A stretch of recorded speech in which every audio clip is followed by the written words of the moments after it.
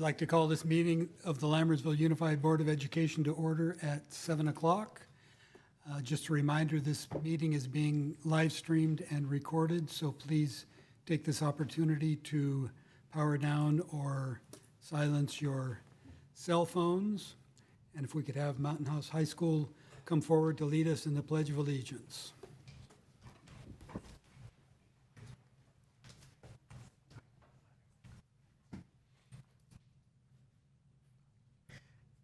I pledge allegiance to the flag of the United States of America and to the republic for which it stands, one nation, under God, indivisible, with liberty and justice for all. Thank you. I believe Mountain House High School has a presentation for us at this point. Well, good evening, Mr. President, Dr. Nicholas, members of the board. Thank you so much for having us tonight. I'd like to bring up some members of our leadership team. If I could welcome up Mason and Erica. Hi, I'm Mason Garner, and I currently serve as our ASB president. I'm Erica Kim, and I am the ASB vice president. So one thing we do at our school weekly is students receive an email called Mustang Roundup. So I thought I would provide one for all of you with my Vice President, Erica. Oh, the clicker. Oh, perfect. So the first thing that our leadership department did was our annual leadership boot camp. So this provides an opportunity for every student in leadership to get trained on the skills that we find necessary throughout the year. So we do icebreakers and team bonding, along with each member of our associated student body puts on a presentation that they think the class should know about, whether it's the committee that they lead, or mine was personally about how to send an email or how to use Google Sheets, just a bunch of tangible skills that they can take throughout the year to become great leaders. And the first event we officially put on was our Welcome Back rally. So this happens within the first week or so of school, and it's kind of a big hoorah to welcome everyone back or welcome our incoming freshmen. It's super exciting. It's one of our 2 outside rallies, so the whole school gets to come together. It's a super fun time. This one was Maximus's birthday party themed. Because it's our school's 10th year anniversary, and he had a Toy Story birthday party. So it was super fun. And the last thing I'll be talking about before I pass it off to Erica is we hosted a leadership development day at our school with all of the Tracy high schools. It was a super fun opportunity to bond and learn with the schools in our area. And we also had a guest speaker come who was super interesting, who worked for the congressman. So it was overall a super insightful and great opportunity to make new friends and kind of create new memories. So Club Fair is an annual event that our school hosts, and this year, every year we get more and more clubs, and this year we had around 100 clubs, which provided a variety of clubs that our students can share or also find others who have the same interests as them. It's a great opportunity to make new friends, and I think it's one of our school's very big strengths, as it holds like all the hobbies and interests that our schools have, and they can showcase to everyone else. Also, we had our very first football game on September 8th against Tracy High School. Unfortunately, we did not win the game, but it was still a great opportunity and I think a very good start to our whole football season. And we are so excited as our student section, also known as the stable, because we are the Mustangs. It was very spirited and very interactive with the students, so I think we are so excited to see how much it will bring us throughout this whole season. Finally, we had Maximus's 10th birthday. Leadership provided around 2,100 blue and white cupcakes for every single student on campus. And we found it very heartwarming that our personal board members came and distributed cupcakes towards every single student. And we're so excited to host even more events throughout the whole school year that will celebrate Maximus's 10th birthday. And then finally, kind of some reminders on what we have coming up over at the high school. So the most pertinent thing coming up is our homecoming festivities. So that includes our homecoming rally, our homecoming parade, along with our homecoming dance. I know that's one of the biggest events of the school year, and our student body is super excited. All of our themes have been revealed. So the theme of the kind of parade and rallies is blockbuster movies. So each grade got a movie. Freshmen are Jaws, the sophomores are Indiana Jones, right? Pirates of the Caribbean. Pirates of the Caribbean. Juniors are Avengers, and then our seniors are Jurassic World. And then our dance theme is A Night in Paris.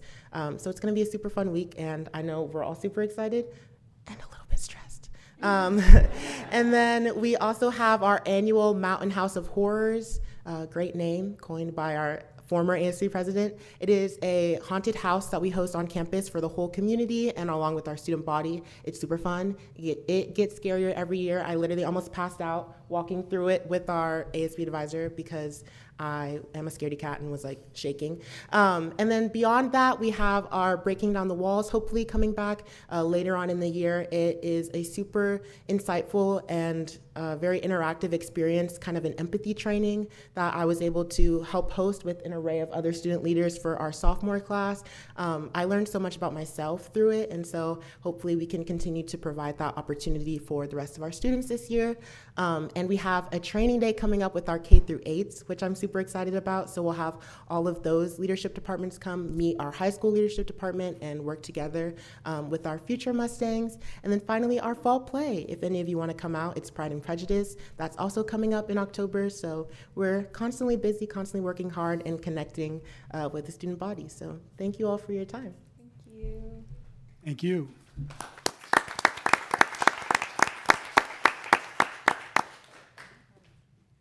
If I could also introduce Donovan Radesh. He's going to speak to you about the Castle Conference that he attended this year. Hello, board members. Hello. It's been a while since I think I talked to you guys last. Last time I did, I remember I was running for the board. I hadn't actually made it yet, and so I figured I'd continue off where we left off, give you an update on what's been happening. So just a quick summary. I made it onto the board. I serve as a freshman director for the Castle State Board. And in terms of actually running for that position, everything starts with the Castle State Conference. So back in the beginning of 2023, about a month after I talked to you guys, I went to this conference and I did a lot of things related to running. I had to fill out an application prior to that, but in terms of actually campaigning at the conference, this was everything I did. So if you look on like the top left of your screen, you can see there's a red board. I did something called a Meet the Pros. A Meet the Pros is a speaking presentation. You talk about something that your school did, and it's a tangible like idea that other students can take back to their schools and implement. And so I talked about what's called Teacher Appreciation Week. I presented it to various different people. It was like rotations. 6 people would go in various groups, and like they would listen to you. So that was one of the things I did at that conference. The other thing I did in terms of actually running was speeches.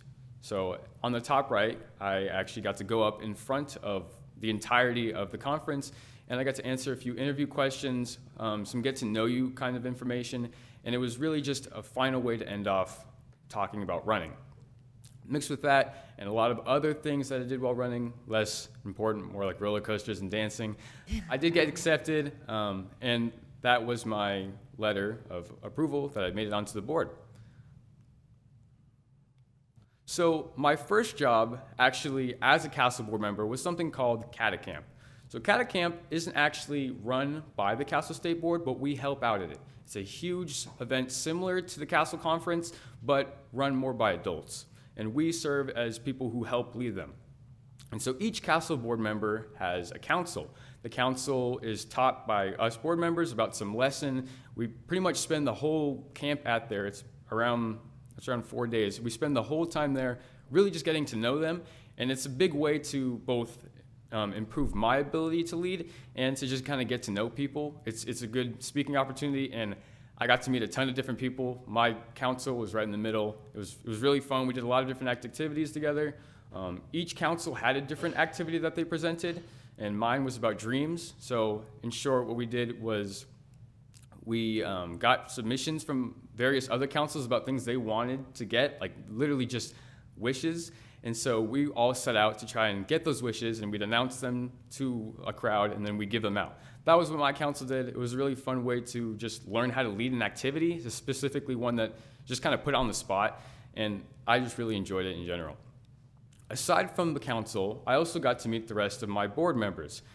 I haven't actually met them that often, considering that we're all across California. So the Cata Conference was a way to really just get to connect with everyone. I got to connect with both my council and the rest of the board. Getting to know everyone is a fun experience, and it was a really fun time.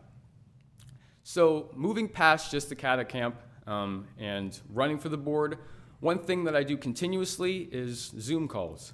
So I'm part of what's called the elections committee. I'm in charge of really everything elections related for other board members or other candidates who like to run on the board. So I'm in charge of all that information. We have weekly Zoom calls that go over application questions, a few other things I don't know if I'm allowed to talk about in public, but yeah, we go over a lot of election related information. And so that's really my main interaction with the board. Aside from that, we also do something called ambassador calls. So what ambassador calls are, is it's a completely separate activity that each board member hosts every month.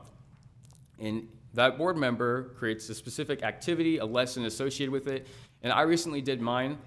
We reached out to a bunch of candidates who had gone to Castle conferences, the CATA camp, get people involved in this Zoom activity. So on the left side, you can see that was the whole group that I talked to. I gave a whole slideshow about conversation.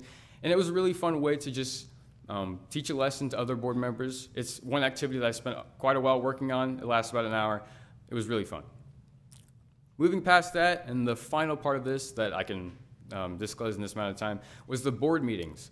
So aside from CATA camp, the only time I get to really meet with the rest of my board members is through board meetings. I actually have one this weekend. I get to fly out to San Ontario and talk to the rest of the board members. We get to talk about our next conference related stuff. It's a lot of meeting. We talk about activities that we're working on, LDDs, area conferences, and essentially what those things are is they're speaking presentations that we give to other schools.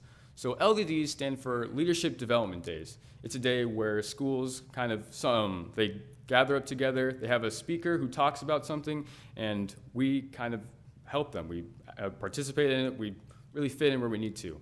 Area conferences, similar thing. There's speakers, a lot bigger, more regional. And those are the kind of things that we talk about at those board meetings. Who's going where, when they're going, travel information. And then past all that, we're working on our next Castle State Conference. So like I mentioned in the beginning of the presentation, I went to a conference, I ran, I did all that fun stuff. Now I get to plan one. At the board meeting, that's what we're doing. We put together little pieces of it, themes, words, a lot of activities, and that's what we spend most of our time doing, along with bonding with the rest of each other. So that was my presentation. Thank you.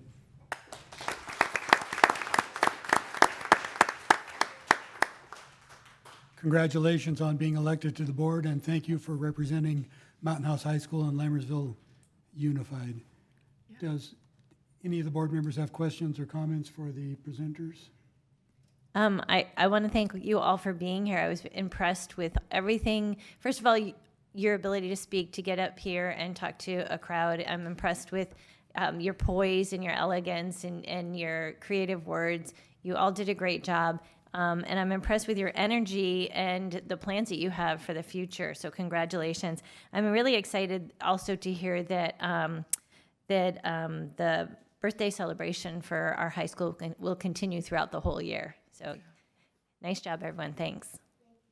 I'd like to also just say how impressive you are. And I've watched your leadership program grow over the years, and every year you get more inclusive and more creative, and it's just wonderful to watch your ideas thrive. Donovan, congratulations on getting elected. I actually had no doubt. They would be silly not to vote for you. And just, you know, I have one question, and is, does the haunted house have a safe word? Because I am a scaredy cat. Does it? The safe word that I used was falling. Okay. So it seemed to work if you collapse to the floor. To scare, honestly, the scarers more. So they were like, kind of like, yo, you good? And I was like, chill out. And then I made it through. So Okay, I'll remember that. But yeah, it's exciting, all the things you have planned, and I hope they all go really well. I just wanted to say you all did a great job. I continue to be impressed by the leadership that's exhibited by the students really at all levels, but especially the high school. So great job. Keep doing it. I just want to echo all my peer trustees' words. Thank you for sharing all the pictures. And I was so impressed by the number of students as part of ASB when I was there at the 10th birthday, and we all took a picture, and that was like, I mean, everybody that was a lot of ASB members. So you have a great, strong team. Great job on that. And good luck on all the future endeavors for this year. And Donovan, has it been a year since the time you spoke? Wow, that time just flew. But thank you for sharing your pictures and your experience. And I'm sure you're going to be a great leader and an asset to the board. Thank you. Thank you again. If you guys want to stay and watch our riveting meeting, you're more than welcome to. If you'd like to excuse yourselves now and get on to whatever else you have to do this evening, you can do that as well. Thanks again. Roll call, please. Lisa Boulay, Here. Colin Clements, Here. Benita Daniel, Sure. Stephanie Olson, Here. David Pombo, Here. Devika Vitalani. Here. Item 3, approval and/or corrections to the agenda. There are none. Move to approve the agenda. Second. On a motion by Trustee Olson and seconded by Trustee Boulay, student preferential vote. Aye. All in favor? Aye. Aye. Opposed? Motion carries. Item 4, committee reports. District Advisory Committee, Trustee Boulay. Nothing to report. Thank you. District English Language Advisory Committee, Trustee Clements. Nothing to report. Item C, Education Committee is mine, and I just have to open my notes so I can remember what. Our next Education Committee meeting is October 24th at 7 p.m. here in the district office boardroom. Facilities Committee, Trustee Olson. Our next Facilities Committee meeting is tomorrow evening, Thursday, September 21st at 6:30 p.m. here in the boardroom. Thank you. Policy Committee, Trustee Daniel. Nothing to report. Thank you. The Safety Committee is mine. We met on September 13th. We got reports from the sites on what they're doing around safety issues and drills, fire drills, and the like. We also got a report from Mountain House Fire Department talking about the upcoming fire awareness festivities that they are doing around the community and at the schools. There's a art contest for our students. They can enter any kind of art apparently, and the winning site gets the fire plug in front of the firehouse painted the school colors for the next year. We also went over the grand jury report on safety, and I believe we have a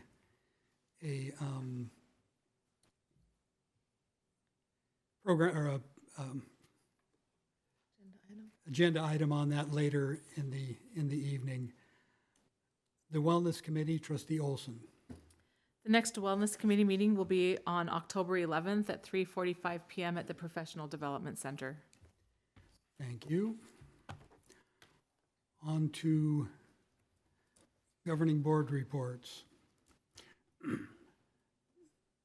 Student Trustee Divika. Good evening, board members. So I would like to begin my updates from Mountain House High School. I'd like to start off with club updates from speech and debate, and they had a very successful season opener tournament where multiple students competed and showcased their speech and debate skills. HOSA, DECA, and Skills USA, as well as multiple other smaller clubs, have had multiple meetings engaging hundreds of students. From ASB updates, leadership has been working quite hard towards homecoming week, parade, and game, as well as the Spirit Days scheduled for the week of October 21st. And our ASB President Mason and Vice President Erica have covered much more. For sporting updates, the schedule includes a series of sporting events and meetings throughout September. Notable events include tennis matches against Lathrop, golf, volleyball, and water polo competitions against various schools, as well as football games against Grace Davis, Dublin High, Johansson, and Mariposa. Additionally, there are cross-country events, parent meetings, and flag football matches on the agenda. I would like to emphasize the success of our blackout game that took place on September 8th, during which we witnessed an enthusiastic and engaged student section, as well as last Friday when we hosted a beach-themed game that not only featured an incredibly spirited student section, but also showcased exceptional performance from our football team. The student body is extremely excited for the next home game, which is scheduled for October 9th. Additional high school updates include a congratulations to all Mountain House High School seniors on the 2024 National Merit Scholarship Program. Students are being recognized for their exceptional academic promise demonstrated by their outstanding performance on the qualifying test used for program entry. I would like to recognize Sweekrit, Sahastra, Nushi, Daniel, and Pinrui. Continuing on to elementary school updates, since a few schools are yet to have their ASB presidents decided, here are the updates found off of the school web pages. To start off, all elementary schools have recently held tryouts for the Science Olympiad teams and have had their first practices. Congratulations to all the students who tried out and successfully made it onto the team. Currently, our elementary and high school band and orchestra programs are planning a fundraiser for a joint trip this year. A big thank you goes to Dr. Andrade, Ms. Choi, and Mr. Faubert for their work in getting our programs moving. Starting off with Bethany, throughout September, there are several volleyball games, including the JV and varsity teams facing off against Hanson Elementary School. There's a Spirit Day scheduled with a family glow dance on September 22nd and hosting a Student of the Month meeting, as well as fundraisers at Blaze Pizza. At Lammersville Elementary School, there are also several volleyball games scheduled against multiple schools, and later in the month, they have multiple away games. Continuing on to our newest school, Costa Elementary School, in September, they have multiple away and home volleyball games, and later in the month, they have their Student of the Month assembly. Same goes on for Hanson Elementary School with multiple volleyball games and fundraisers for their 8th graders. Cuesta Elementary School follows a similar schedule with multiple volleyball games and fundraisers. And to conclude, Wicklin Elementary School has a series of volleyball games involving various schools such as Cordes, Wicklin, and Altamont. That concludes my report for this week. Thank you. Thank you. Trustee Clements. It is that time of year again, so I would like a consensus of the board to add an item to the agenda of the next meeting for a $2,000 contribution to the district for the scholarship that my family funds. And beyond that, that is all I have to report, sir. Thank you. I believe we have a consensus of the board. I consent. I consent. Thank you. Trustee Boulay. Thank you. On September 18th, I was honored to be a part of the Mountain House High School birthday party and help pass out cupcakes to the student body. It was a great time. It was very well organized. There was great music and there was a lot of fun. So thank you for the invitation, and I look forward to more of the birthday celebration at the high school this year. On the 8th, I also went to the junior varsity and varsity football home games. There was a huge crowd. The games were really good. The players played great. Unfortunately, they weren't successful in terms of winning, but it's not all about winning, is it? It's about sportsmanship and camaraderie. And it was a great crowd, and really enjoyed the event. On the 9th, and also on the 17th, I attended the Boys and Girls Cross Country Invitationals. Again, really some hardworking runners out there. They were doing 2 and 3 mile runs. It was hot. This past Saturday, it was early in the afternoon, so the weather was hot. But these kids are great runners, and it was just very encouraging to see them out there, although not encouraging enough for me to go out there and run. On the 12th, I went to the 5-6 volleyball game, Wickland versus Cordis. And then yesterday, I went to the 5-6 volleyball game, Lammersville versus Costa. And even though these kids are just in 5th and 6th grade, I'm really impressed with the skill they're showing, how they are learning, how they're working together out there on the court. And again, the sportsmanship. They're doing a great job, and I really enjoyed those games. And then on the 14th, I was really proud to attend our very first girls flag football game of the season, of the whole year, of history, actually. So it was a great game. Unfortunately, yes, they were not successful, but they played well. It was really fun to watch, and I look forward to more of their games. And that's all I have. Thank you. Thank you. Trustee Daniel. Thank you, President. On September 8th, I was also part of the Mountain House High School 10th birthday celebration, along with the district staff, Trustee Pombo and Trustee Boulay. Kids were all joyful to get the cupcakes, and they were delicious. So where myself and Dr. Nicholas were standing, in front of the window, there was a quote: "Make today so awesome, yesterday gets jealous." And I was able to resonate with that at that moment, because that particular day was just awesome. So moving on to September 13th, I was part of the walking and talking instruction along with Trustee Pombo, which was led by Assistant Superintendent Harrison. And also we had district staff and teachers of LUSD. The day started with discussing the process and things to follow at the PDC. And then I had the opportunity to walk and talk at Cuesta School. Observing the practices followed in the classroom for about 10 minutes as a group, and then we were engaged in conversations for about 8 minutes or so.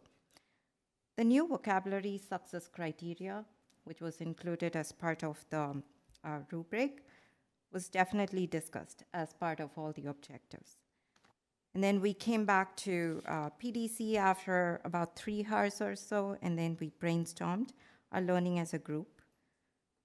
A big thank you to our PDC coordinators, our teachers, and our district staff for all the effort that they put through to make each and every day meaningful for every student there.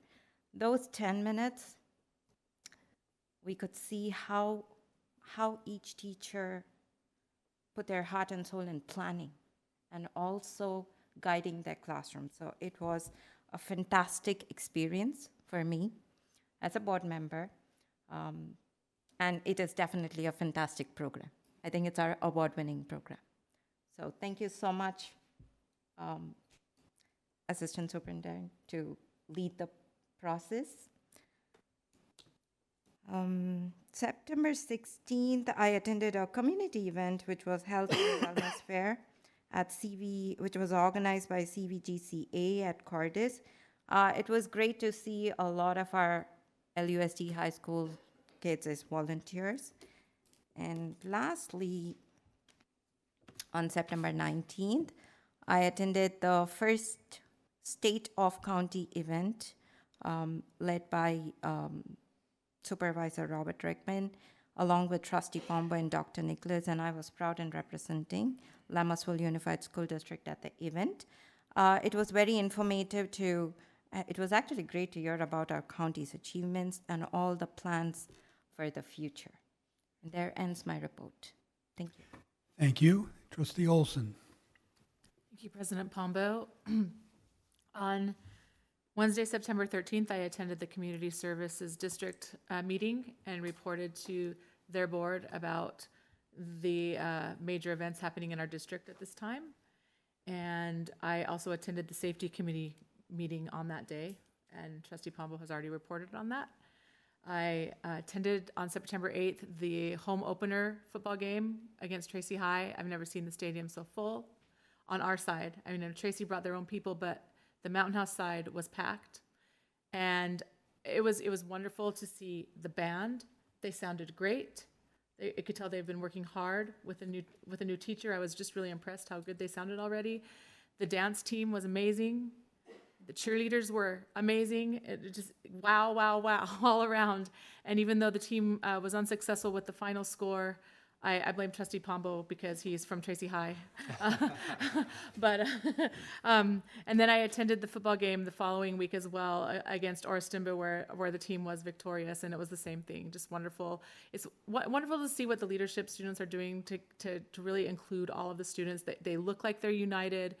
They're trying to make sure everybody's involved and participating and having fun. They're not watching the game, but they're cheering, and that's wonderful. And so I just love to see the growth. And one thing that I witnessed there that I just wanted to highlight, I unfortunately, because of my career change, have to work at a school in another district during the day, and I don't get to attend a lot of the things I want to during the day, and it's really hard sometimes, because I want to be at everything, but. Then I come back and I witness things like I did in the parking lot where there was an adult crying in distress, and 2 freshman football players approached the adult and said, "Are you okay, ma'am? Can we help you?" And it just made my day, because that's the kind of students we're fostering at this school, the kind of community we're creating. And I was so proud of those 2 students. I kind of want to go tell their coach, "You go," but it was really just sweet to see that. And then on Saturdays I see that with our volunteers. The Flag Football League would pay students to ref games, and they say, "No, I want to do it for my community service." And I think that speaks volumes to what our district leadership and faculty and staff are doing to support our kids and to make them whole people, well-rounded. And I'm just really grateful for that. And I think it's an excellent model. So that concludes my report. Thank you. On September 8th, I participated in the birthday celebration, handing out cupcakes along with trustees Boulay and Daniel. It was wonderful spending a little bit of time with students and faculty at the high school. The toughest part was not licking the frosting off my fingers between cupcakes, but I'm proud to share that I was successful in that attempt. Later that evening, I attended the Mountain House High School football game versus Tracy, and although I'm a Tracy High alumni, it felt weird, but I was rooting against Tracy that evening. It didn't help much, but I did. On September 13th, I participated in Walking and Talking, as mentioned by Trustee Daniel, and I want to echo her comments, as well as to say that I witnessed a lot of teachers teaching and students learning, and I think it's a wonderful program that pays benefits to everyone in the long run, and I'm very proud that our district does that, and the fact that it's an award-winning program is all the better. On September 13th, I also attended the safety meeting that I reported on earlier. On September 15th, I attended the Mountain House High School football games versus Grace Davis, and I'm happy to report that both JV and varsity teams were winners that evening. great games. I really enjoyed it. And then as Trustee Daniel mentioned, I also went to the State of the County address, and it was interesting. It was good. A lot of good things going on in San Joaquin County.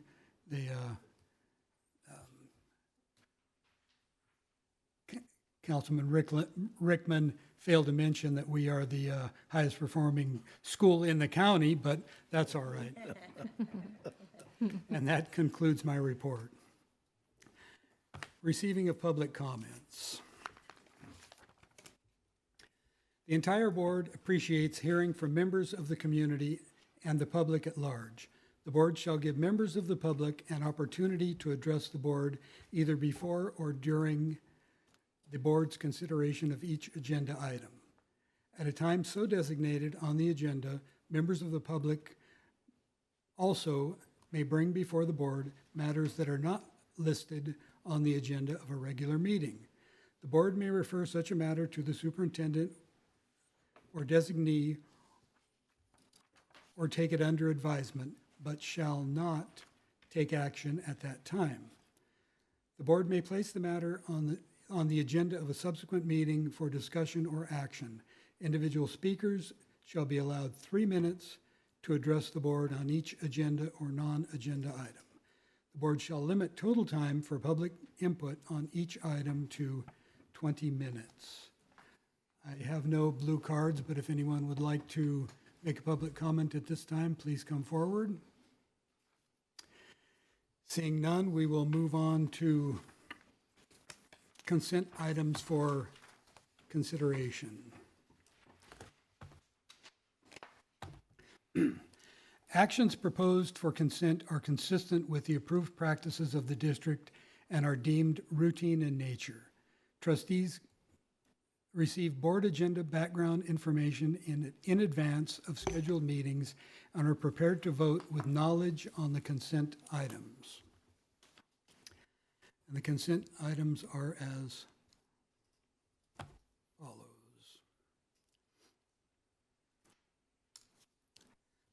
Governing Board meeting minutes, ratification and final budget revisions for June 2023, budget revisions and warrant lists August 2023, ratification of certificated and classified personnel actions, approval of early high school graduation or reduction of graduation requirements petitions, updated fundraiser list,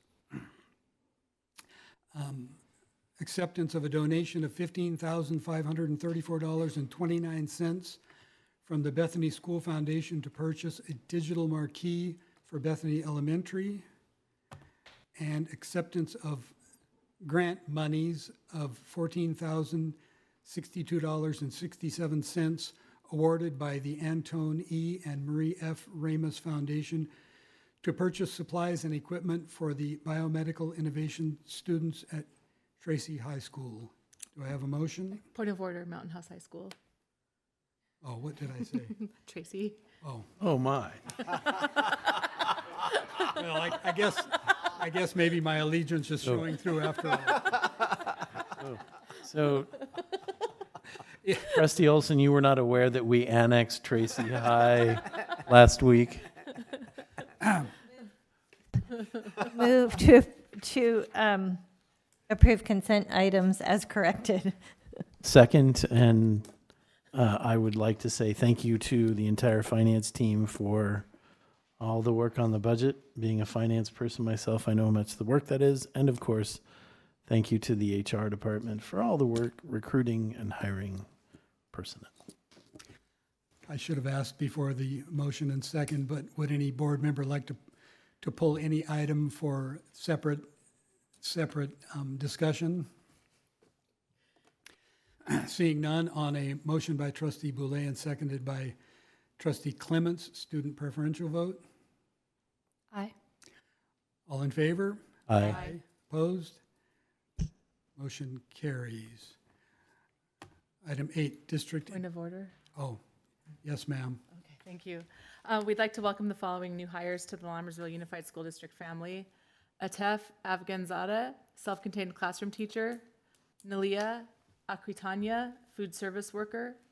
Jyoti Bamakanti, noon duty supervisor, Marisan Barella, elementary school K through 8 custodian 1, Dominic Burks, elementary school K through 8 custodian 1, Janie Cunningham, self-contained classroom teacher, Danielle Davis, special education teacher, Joanne Froling Detweiler, food service worker, Audrey Adamshart, piano accompanist, Amber Mayton, instructional aide, Noemi Perez, speech-language pathologist assistant, and Malali Zaran, self-contained classroom teacher. Welcome to the Lammersville family. Welcome.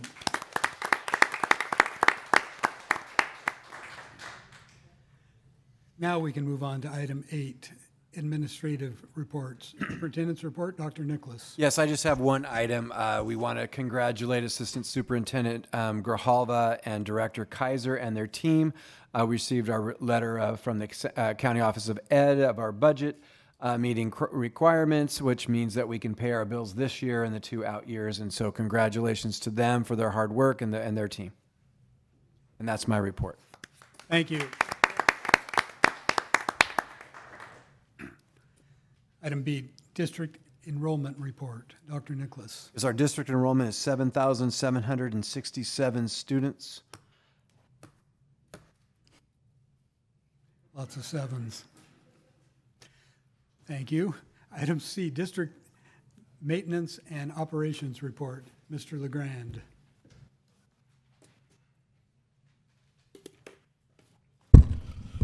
Good evening, thanks for having me. Shadow, apparently. Anyways, I was contacted today by the high school. It looks like we may have 2 EPIC interns again, like we had last spring. I asked for more information if we're going to do interviews like we did last time, or what the process is going to be. And looks like we may have them like a full day on a Thursday, something like that.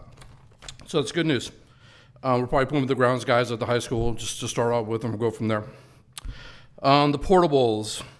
The window coverings have been ordered. Should be in 2 or 3 weeks, and the clocks came in, so we'll get those put in the next couple days. The pool gates on the sidewalk I talked about last time, they want a gate on the east side of the pool and a gate over by the snack bar leading into the football stadium. Need to pour a sidewalk and handrail, that kind of stuff. I got that quote. I sent it to Thor. I'm sure we'll talk about it tomorrow in our one-on-one meeting. Costa. So the admin furniture arrived on the 8th. That's admin office is all put together. Also on the 8th, Ari and I moved all the library books from the multipurpose room to the actual inside the library. It was supposed to be 6 pallets, ended up being 10 or 12 pallets, so which was fun. So I appreciate her help. But anyways, the books all put in the library shelf. The library looks good. I was in there the other day. It looks great. Last Thursday, I attended Wattstopper training at Costa. Wattstopper is the one that controls all the lighting, parking lot lights, interior lights, that kind of stuff. That was about a 2-hour training last Thursday. And then I talked about the furniture for D building. I said the contractor was going to try and get us in early. The contractor has come through. Rather than the 3rd week of October, we should be on the 1st week. Be able to put the furniture in the 1st week of October, so about 3 weeks early. So kudos to them. Window coverings at the Altamont and Cuesta, we went to the facilities committee, got facilities money for that project. That's going to happen during fall break, 1st week of October. The cow shave work should be done about a week to 2 weeks, which is great. I think they're going to work days during fall break and finish up all the loose ends. So I'll be glad when this project is over. It's been kind of a headache for quite a while. So last week we started working on the playground at the Montessori at Cuesta. I brought a visual aid. This is the fall material from the playground. This is the colors now. If you look closely on the side, this bright blue, this is the color it was when it was put in. I'm not sure how long it's been in, but I've been there over 7 years. It's been there the whole time, so it's been there longer than that. It's cracking. We're doing our best to fill in the cracks. Some of the cracks are so big I could put my whole hand inside of it. And we're using backer rod and caulking and playground patch to try and get as best we can. We spent, this is day 4 we spent on it. We probably got a couple more days left. I'm trying to save it. I have a few ideas how we could save it without having to replace it. There's some products we might be able to use to save it. So that's what we're doing. We're working on that for the rest of this week probably. And then fall breaks around the corner, so we're planning on that. We have some loose ends to tie up from our summer projects, and we'll do that when the kids aren't here. What are you here for? Openings? Oh, okay. I won't take Jason's thunder now. We have one grounds maintenance position that just got posted, and I don't think we have any applicants yet, but hopefully we will. And we'll get someone in here soon. It's a brand new position for us, so it's a good thing. Questions for me? Questions or comments? I have a question. So I saw on social media today in Lammersville website that we have, there was a training given to our custodians with regards to a special carpet cleaner. So I was just wondering if that's Is that him? robo. Okay. I'll Okay. wait for the update then. Thank you. So I'll step out of the way. Thank you. Mr. Dixon. Thank you. So we'll just start with yours first. We did order 3 new machines. We're changing out the carpet machines that we have. These are called LOMOs.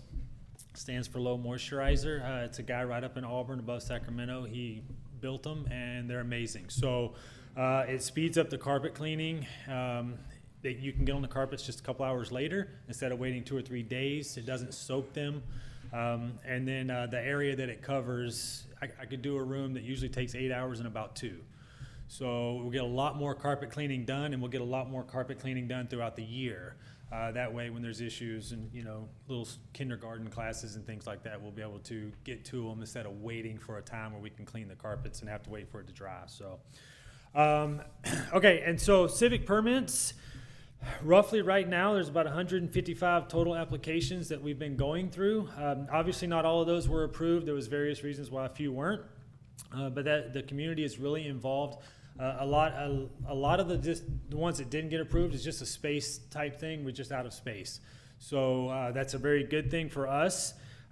We haven't had any real issues. It's been a real pleasure working with the community. And then hiring and vacancies. So we currently have 2 vacancies. We've done a little bit of hiring. We had about 3 or 4 that were hired. We have 2 vacancies currently. They just got posted on EdJoin, one at the high school and one is a floater position. So as soon as those get filled, we'll be fully staffed. Vehicles, we have 4 new vehicles. We got 2 delivery vans and we had 2 passenger vans. One was decommissioned, an old van was decommissioned. All the new ones have been equipped recently with towing capabilities.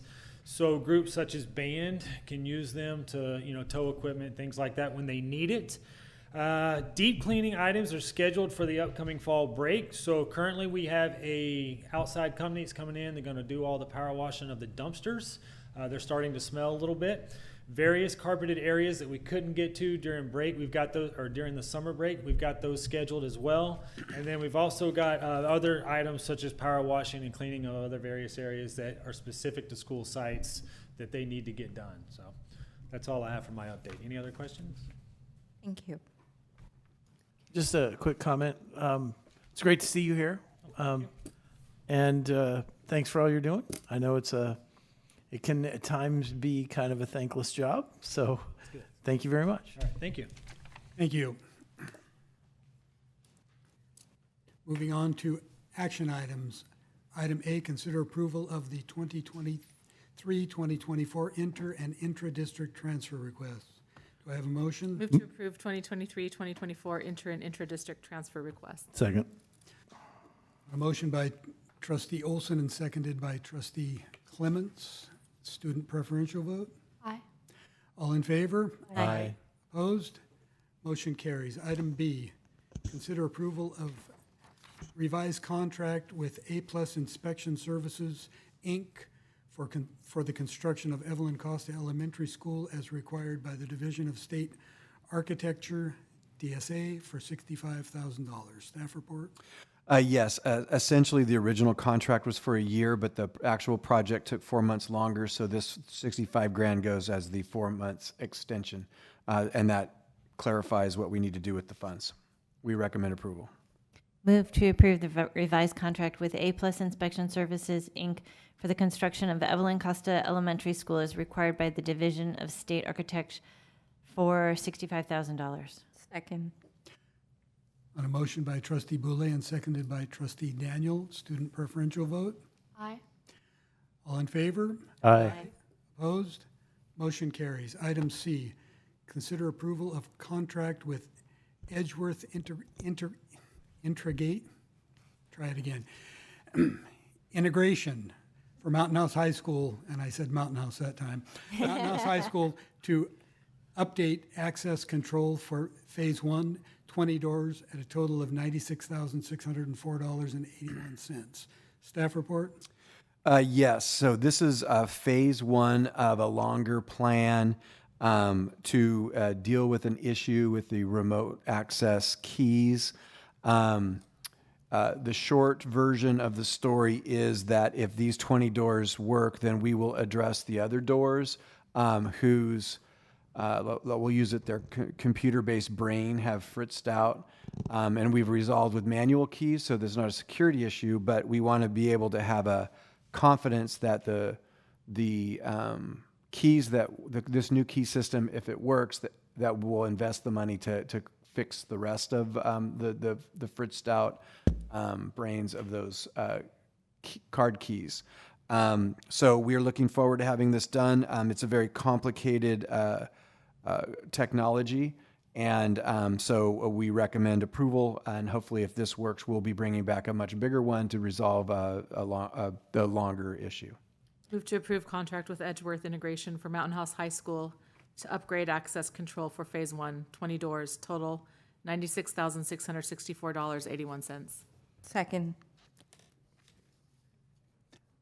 On a motion by trustee Olson and seconded by trustee Daniel, student preferential vote. Aye.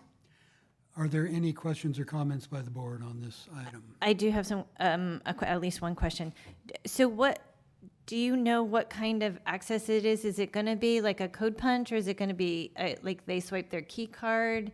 I'm going to defer to Associate Superintendent Harrison. He's in charge of all keys. Thank you. Or not keys literally, but the key vision. Key holder. Yes. Good evening, Board President, trustees. Yeah, my understanding is there will be a key card similar to what we use currently. Okay. So is that like a tap, or do you swipe it, or? The physical function of the door, I don't know, but it will be something like this. Okay. It could be a slide or it could be a tap. Okay. All right. Thank you. Mm-hmm. I just want to add a comment here.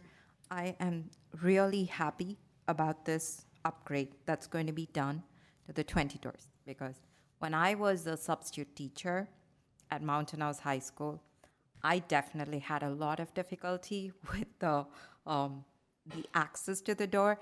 I remember that it was a touch. Right now, I'm not sure now, but yeah, it was so challenging because we always had to call someone to open the door for us. So I really appreciate it, and I'm positively hoping that it will be working effectively for the 20 and then for the future. Thank you. I do have a comment, Mr. President. Because when you look at this on the face, I mean, let's round it up to $100,000 divided by 20 doors. That's like $5,000 a door. But the reality is, we need access, we need reliable access, and we need access because keys go missing. If you do manual keys, being in I got my start in hotels, so there's a lot of keys involved. At least back then, there were a lot of keys involved. I'm not going to age myself though. And so what I would tell the community is reliable access that's effective. Clearly, we need an upgrade because what we have isn't working, and it takes money. And so $5,000 a door might seem like a lot, but safety, security, and reliable access is worth the money. And I was assured when I asked the same question you just brought up that we did an exhaustive search for bids, and this is a good price for what it is. Thank you. All in favor? Aye. Opposed? Motion carries. Item D, consider approval of unaudited actual financial reports 2022-2023 as of June 30th, 2023. Staff report? Yes, so unaudited actuals, financial reports is really a boring title for they completed the tasks, the circle is complete, and this is the end of the budget for the fiscal year. So again, congratulations to the folks who run our business office. There's a lot of work that goes into that, and they keep us in good standing. Move to approve unaudited actual financial reports for 2022, 2023 as of June 30th, 2023, with my sincere thanks to the Finance Department. Seconded. On a motion by Trustee Clements and seconded by Trustee Olson, student preferential vote. Aye. Are there any questions or comments by the board? All in favor? Aye. Opposed? Motion carries. And once again, thank you to the finance team. You always do a wonderful job. Item E, consider approval of Governing Board Resolution 232405, approving annual appropriations limits for the 2022-2023 and 2023-2024 GAN limits. Staff report? Yeah, this is a mandate. We do this by regulation. The GAN limits are essentially were created with the goal of keeping state and local government spending capped, and that includes school spending at the 1978-79 levels, and then that gets adjusted for population and inflation. So this is part of the system that we follow. Thank you. Move to approve the Governing Board Resolution 23-24-05, approving the annual appropriations limits for the 2022-2023 and the 2023-2024 GAN limits. Second. A motion by Trustee Boulay and seconded by Trustee Daniel. Student preferential vote. Aye. Questions or comments by the board on this item? All in favor? Aye. Aye. Opposed? Motion carries. Roll call, please. Lisa Boulay, Aye. Colin Clements, Aye. Benita Daniel, Aye. Stephanie Olson, Aye. David Pombo. Aye. Item F, consider approval of the 2023-24 consolidated application for funding. Staff report? Yeah, this is another regulation associated with title funding. Anything with a title in it is federal monies for targeted low-income, professional development, English learner, and the such. This is our mandated reporting mechanism. Move to approve the 2023-2024 consolidated application for funding. Second. On a motion by Trustee Olson and seconded by Trustee Boulay, student preferential vote. Aye. Questions or comments by the board on this item? All in favor? Aye. Opposed? Motion carries. Item G, consider approval to hire certificated employees on variable term waiver. Staff report? Yes. So California credentialing rules and regulations are stringent, and California regulations and mandates associated with California career technical education are very loose. In order to make those two sets of regulations and expectations work, variable term waivers allow us to hire people to teach classes in career technical ed. We recommend approval. Move to approve to hire certificated employees on a variable term waiver as listed in the agenda, Mr. President. Second. On a motion by Trustee Clements and seconded by Trustee Boulay, student preferential vote. Aye. Questions or comments by the board? All in favor? Aye. Opposed? Motion carries. Item H, consider approval of new classified employee association chapter number 873, job description and salary, effective October 1st, 2023, registered behavior technician. Staff report? Yes, as our district grows, as our student needs grow, as our staff grows, we need to create new positions. This position was recommended by staff, and we recommend approval. Move to approve new classified school employee association chapter number 873, job description and salary, effective October 1, 2023, registered behavior technician. Second. On a motion by trustee Clements and seconded by trustee Olson, student preferential vote. Aye. Questions or comments by the board? All in favor? Aye. Opposed? Motion carries. Item I, consider approval of LUSD response to the 2022-2023 San Joaquin Grand Jury Report on School Safety in San Joaquin County, developing a culture of safety, case number 0322. Staff report? Yeah, Executive Director Bustatil is going to give a presentation, but generally speaking, a grand jury was brought together to do an analysis of school safety within the county. When they completed their work, a report went out with direction for an analysis of safety based on some standards. Executive Director Bustatil is going to give you a great and comprehensive explanation of this. Our district is doing very, very well, but this is good as a quality control across the county. Good evening, President Pombo, trustees, Dr. Nicholas. Thank you for having me here this evening. Welcome. So as Dr. Nicholas shared, we received the report on June 12th, and then outlined in the report, we had to share it with our district safety committee, which we did September 13th. And then by October 1st, it needed to be shared with the board for discussion. So we're doing that this evening.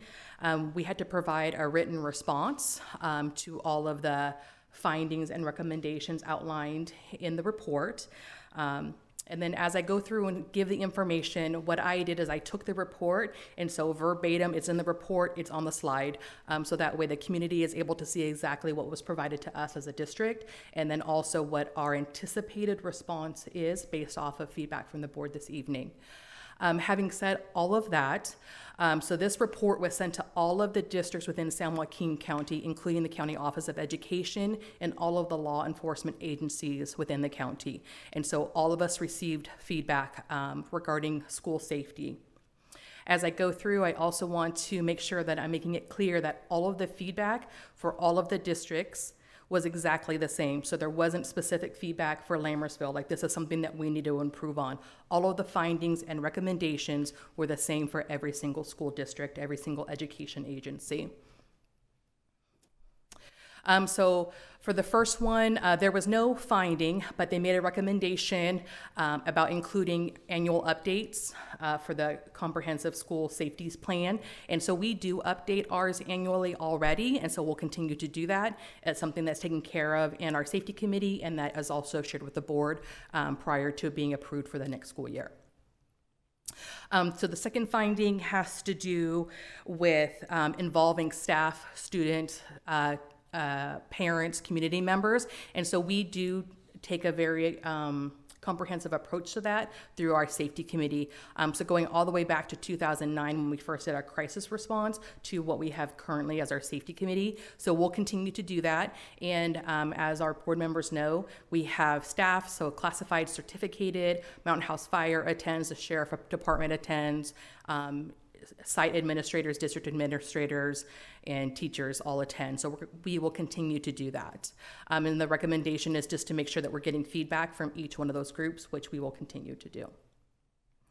So the next finding is having to do with collaboration with law enforcement. So as I shared previously, we do include law enforcement. They get updated drafts of our plans, and they're also part of the review process before it comes to board in the spring. So we will continue to do that as a district. So the recommendation is to also make sure that we're receiving inputs. They are really good with providing their input, not just when we're doing the plans, but also in response to our safety drills and things like that as well. So moving on, again, it's reiterating the theme of collaboration with first responders. So similar to the previous point, making sure that we're continuing our partnership with Mountain House Fire, and with the Sheriff's Department, so we will continue to do that moving forward as well. Looking ahead, input from the public. So all of our site safety meetings are families are invited to attend, community members may attend, and then also our district safety committee, same thing as well. And so that information is public and those are posted on our website. And then as I shared previously, we do bring our plans forward to the board. And so that's part of the public information as well. So we want to make sure that we're continuing our practice of communicating out meetings, both in newsletters, on our websites, on our district website, and sharing the information through the more formal setting in the board meetings. Next was an assessment of status of the crime in our schools. So our plans do look at what our numbers like. Do we have incidents of violence? Do we have any of the reports that we're kind of seeing common trends or themes? And so that is something that we continue to do, and then we'll make sure that we do moving forward as well. The next point is making sure that our plans, whether it's our district plan and our site-specific plans, that we're addressing the unique needs of students with disabilities. And so with that, this is just a reminder of making sure that we're really partnering with the county programs that are operated on our school sites, because sometimes we have changing student needs. And so just to make sure that we're meeting the needs of any students that may not have been there the year prior. So this is a reminder for us to continue that partnership. And the recommendation is also just to make sure that we're doing that with all of those agencies, as well as our own in-house special education programs as well. So this was about posting the plan. So our plan is posted. However, we don't include the site maps, and that was off of a recommendation from law enforcement first responders about not having all of that information made public. But we do have those posted and available online, and so we'll continue to do that as well. The next point is incident command structure. So we already use the incident command structure, the ICS, and so participants on our safety committee go through that, as well as district administrators, site administrators. So we are already using that, and it's outlined in the plans, both the district plan and our site plans. So we'll make sure that we're going through reviewing all those roles, making sure if someone is assigned to those roles, that they understand what their role would be in the event of an emergency. Let's see, the next thing would be the reunification plan. So our site-specific plans do include the information about what reunification would look like. So we'll continue to make sure that we are not only including that information in the plans, but also assessing to see if it's still the best plan if there was to be an emergency. So the next point is dangers of train tracks, flooding, freeways. And so currently we don't have any schools in floodplains or railroad tracks or anything like that, but should that become a concern in the future, we would make sure that we incorporated that into our plans as well. Moving on, there was a finding and then a recommendation regarding the safety summit hosted by the San Joaquin County Office of Education. We had a team of 4 people there, so we met and exceeded the expectation to have participation. We had myself and Karen Perez were there, as well as 2 people from our IT department to talk about cyber safety as well. So we had a very thoughtful team that attended, and we are already scheduled to attend this year as well. Safety topics on the agenda, and so this is something just to review with our site administrators to make sure we have a standing safety topic agenda item to make sure that we're keeping that in the forefront. So there may not be a specific thing that a site needs to discuss, but it's a reminder to at least make sure that we're asking staff members if there's any safety concerns or anything that needs to be thought through. And so we'll make sure that we are continuing to remind sites about that throughout the year. So the next thing is a reminder regarding site when guest substitute teachers, whether they're classified or certificated, of making sure that even when it might be a frenzied time in the morning and we're checking in a lot of guests to our school, that we're making sure that they're aware of where the safety backpack is located, where the safety flip charts are located, what to do in an emergency, what to do if there happened to be a drill. So this is just a reminder of making sure that that information is provided with everyone, so that if there was something to happen during the school day, they would be as equipped as possible in the absence of a teacher or a regular staff member. So again, this is referring to the ICS structures, and so we already have that outlined in our plans. But what I reviewed during our safety meeting and moving forward with site administrators is making sure the reminder to be very, very explicit of, you know, Mrs. Buzatil, you're assigned to be search and rescue, and this is what your role would entail. And then to also include some of that when we're going through the drills of people reporting to, because if I'm assigned to search and rescue and I'm a classroom teacher, that means that another individual is needing to cover my classroom and supervise my students. So making sure we're going through some of the training so that becomes automatic too in the event of an emergency. So this is something that we have not done before. We've done ICS 100, 200, and 300, many of us, but we have not done ICS 402. And so that would be something new that we would add, and that's specific to members of cabinet here in the district office. And so that will be something that we change moving forward. This was about varying the time and the types of drills that we have throughout the year, and this is something that we'll continue to do. We do vary our drills and the type of drill and the time of day, not always at the perfect time. So doing someone during a recess time or lunch time or during a passing period. So that is something that our school sites have been incorporating already. This one was in regards to specifically to classified staff, that classified staff are not included.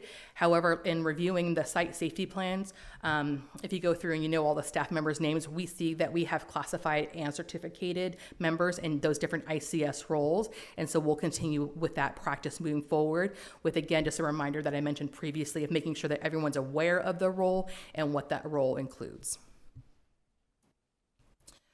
The next one is in regards to like a post-drill incident reports. And so site administrators solicit feedback after drills. However, there is a fair bit of variance in what that feedback looks like, whether send me an email if you observe something. Myself, when I was a principal at Lammersville, I had a Google Sheet. So as I was on the radio and I was calling things in, my assistant was entering that information for me so that I could follow up with staff afterwards.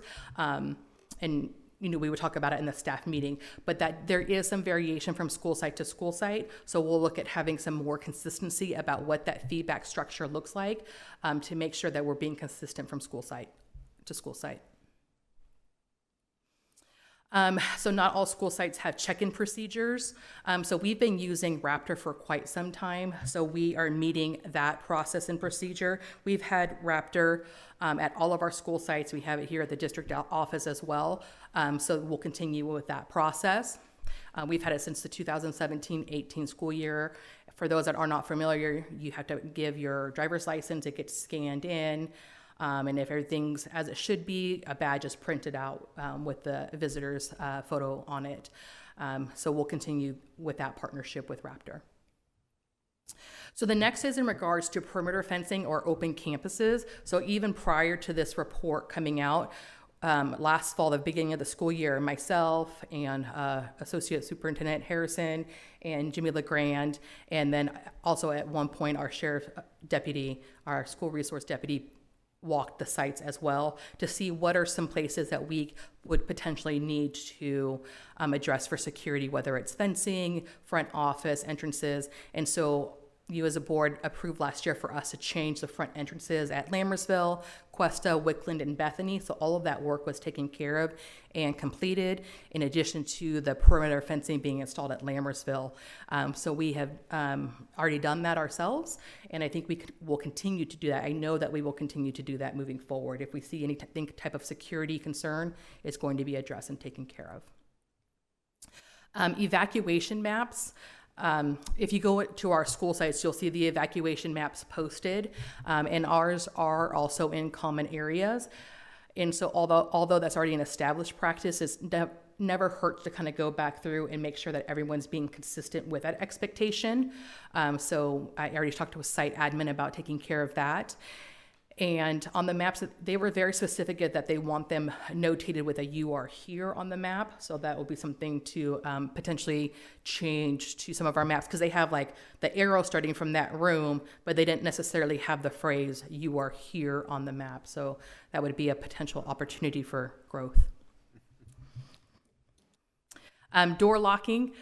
So I'll say when I participated in walking and talking last week, I was happy because I have magical keys and I had to keep using my magical keys because all the doors were locked. So I kind of smiled and my team probably thought I was a little bit interesting because I was excited that the doors were locked. I didn't say anything, just oddly smiled. So that was a good thing because that's what we're looking for, right? We want anyone, regardless of the time of day, to have to use a key to enter a classroom. And so I had checked in with a few other different people that were at other sites and other teams, and they had the same experience of needing a key to enter, so that was a positive. But as always, and everything else is just a reminder, sometimes we want the fresh air flowing in, and this time, we're always leaning towards keeping doors closed and making sure that they're locked, because we know if there's a safety concern, the first barrier is a closed and locked door. The school flip charts, making sure that those are in all common areas. And so we already have those posted. We have one out over here by the door. That's what they're referring to, that red emergency flip chart. Jimmy does a great job of ordering those for us, and I believe we have more on file because we keep growing, or on order, I should say, because we keep growing. And so we'll make sure that they're in common areas, and if they were pulled from a common area to a newly opened classroom, we're making sure that those come in and are replaced as well. Insufficient window coverings. This was also part of those site safety walks that we did last fall. And I believe the last school site where we had some windows that were not covered to our standard was at Lammersville. And those window coverings, Jimmy's team took care of ordering those window coverings and getting those installed. So we're all set with window coverings as well. This one was interesting, is talking about that schools are well maintained and showed pride. I would say that that's one of our many attributes, is that our schools are very well maintained, and we do take a lot of pride in how we present ourselves to our school community and to our students, so they know that the school is a welcoming and safe place, and so we'll continue with that as well. And so the last thing was that I had to make sure that the information was shared publicly with our board to provide an opportunity to review and discuss the findings in the reports. And then lastly there's two more things. So maintaining positive, good relationships with staff, whether it's classified, certificated parents and community members, as well as our students. And so that's something that we do take a lot of pride in, and we work very hard in striving to maintain those positive partnerships. No specific recommendation was given, just that it's something that we should do. And then lastly is the culture of safety is best developed by public transparency and involvement by all parties. And so that's something that we are very diligent with, and that we'll continue to do moving forward, of having multiple opportunities for families and or community members to see the same information, the board meeting, a committee meeting, a site level meeting. So we're going to continue with that as well. Any questions? I have a clarifying question. Would it be fair to say that, with very few exceptions, we were already doing everything that was recommended in this grand jury report? That would be 100% accurate, correct. Thank you. Mr. President, I would go one step further, actually. The things that we are not doing, like putting "you are here" on a map, so we're doing most of everything, but the items that we're not doing are very minor. I mean, I read through all this, and so it's like 99.5% in terms of the actual safety value. And then we're going to add things like cabinet level people are going to go to the training. We're going to add the specific training and all of that. Correct? Correct. I actually was, my last comment is, when I saw the grand jury report was coming out, I was excited. I was like, okay, we're going to get some really meat and potatoes, because we have to figure all this stuff. The district staff has to figure all of this out for themselves. And I was like, okay, there's going to be some real guidance. This is going to be some good stuff. And then as I read it, I'm like, not so much. It's, and although on the flip side of that, I have to say that based on those comments where they say, some of them just have boilerplate and, you know, yada, yada, yada. I'm like, well, okay, clearly that was necessary for those districts. But I was disappointed because I was hoping for some real guidance and some real, you know, thought, and it was pretty much common sense stuff besides the, you know, you are here dot. Anyway, end of my comments. Sorry, sir. Thank you. Further questions or comments? I just want to appreciate you going through each and every recommendation and finding, and also letting us know what we are doing and also our response. Because I did take a look at the document, and yes, it was a lot. And now it makes a lot of sense. I did read it, but it's more clear now. And of course, at this point of time, I think you are here is needed. So thank you so much for noting down those minute details and going to take care of them. Thank you. Can I ask a question? I was just curious. Years ago, is it correct, or am I remembering falsely, that our safety committee won a Golden Bell Award from CSBA? Is that That is correct. I believe it was in 2021. okay? Because I think it's always important to continually monitor and watch for safety, which is what I think we do. But I just wanted to highlight that I'm really grateful for the work that went in years ago to establish the committee that we have and how it's grown, and to see it affect changes that do make our schools safer. You know, the change to the front entrances of the schools is a major change that I think gives people a lot of peace and feel a lot of feel safer. So I just want to say I echo what I think it was Trustee Daniel was saying, that what staff does. Thank you for always having safety on your mind and never resting on like, oh, we did really well on the grand jury report. What does it matter what the grand jury says or doesn't say? We're going to take care of safety, and so I appreciate that. Move to approve the LUSD response to the 2022-2023 San Joaquin County Grand Jury Report on School Safety in San Joaquin County, developing a culture of safety, case number 0322. Second. On a motion by Trustee Clements and seconded by Trustee Boulay, student preferential vote? Aye. All in favor? Aye. Opposed? Motion carries. Item J, consider approval of contract with Specialized Education of California, Inc.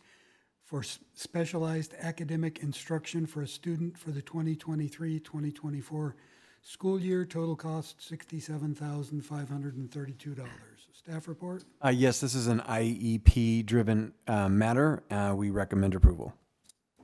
Move to approve the contract with Specialized Education of California, Incorporated for specialized academic instruction for a student for the 2023-2024 school year.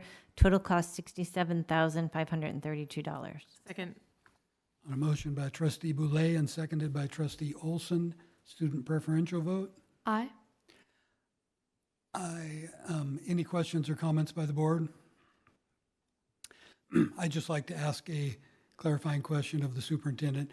This is for an individual student, is that correct? That is correct. And these funds are coming from the general fund, is that correct? That is correct. Thank you. All in favor? Aye. Opposed? Motion carries. Item K, consider approval of revised contract with Summa Academy LLC for specialized academic instruction for a student for the 2023-2024 school year. Total cost $83,080. Staff report? Yes, this is for one student. It's a non-public school to provide SPED services. Move to approve revised contract with Summa Academy LLC for specialized academic instruction for a student for the 2023-2024 school year. Total cost $83,080. Second. On a motion by Trustee Olson and seconded by Trustee Clements, student preferential vote? Aye. Questions or comments by the board? And you answered my first question about this being an individual student. The second part of the question is, do these funds come from the general fund? That is correct. Thank you. All in favor? Aye.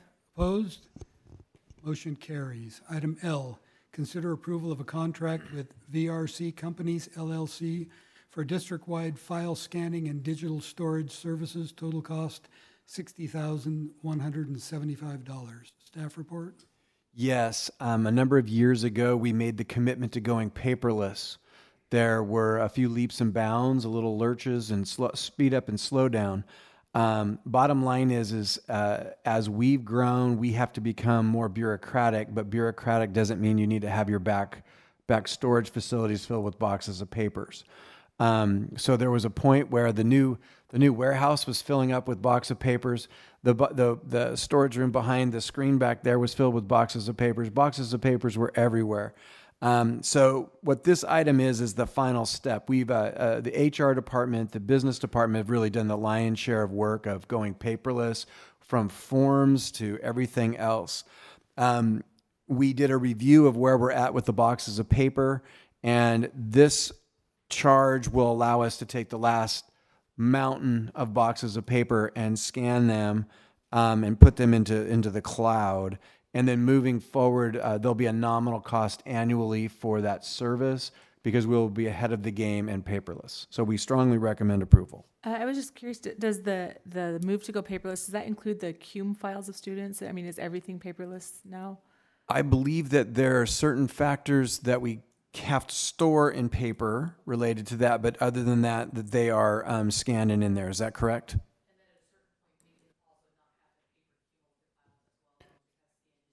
And for the viewing audience, Executive Director Busatil said that after a certain amount of time, then we can do this process with them. But I think it's 5 years, right? Depends on, because there's always a regulation that we follow. Move to approve the contract with VRC Companies Limited Liability Company for district-wide file scanning and digital storage services. Total cost $60,175.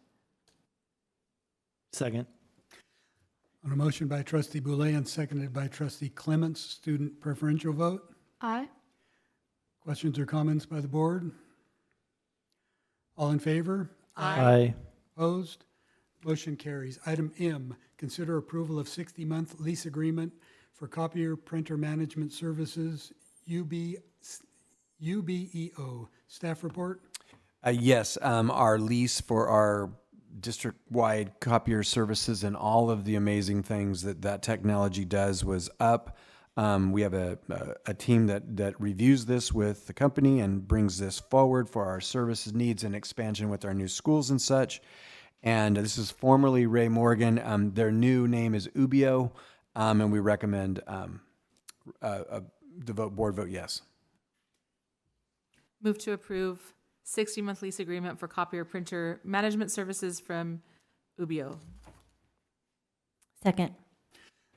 On a motion by Trustee Olson and seconded by Trustee Boulay, student preferential vote. Aye. Questions or comments by the board? I have one comment. It's impossible to get around, but I hate these contracts that say that you have to cancel no more than 150 days and no less than 90 days before the end of the term, or else you're locked in for a continuation. So look out. There's no way around it. Yeah, no, they I all got it. do this. In this case, we have a long-standing positive relationship, but yes, we have lots of contracts that we have that same conversation about. Clarifying question. The company's changing its name. We're not changing companies, correct? That is correct. Ray Morgan was bought out by UBEO. Move to approve the 60-month lease agreement for copier printer management services from UBEO. I believe we already have that. Oh, sorry. Second, third. I think we actually had student trustee preferential vote. Yeah. Aye. All in favor? Aye. Opposed? Motion carries. I'm sorry. I probably confused you by the... Item N, consider approval of multiple contracts with Lexia grades 3 through 8.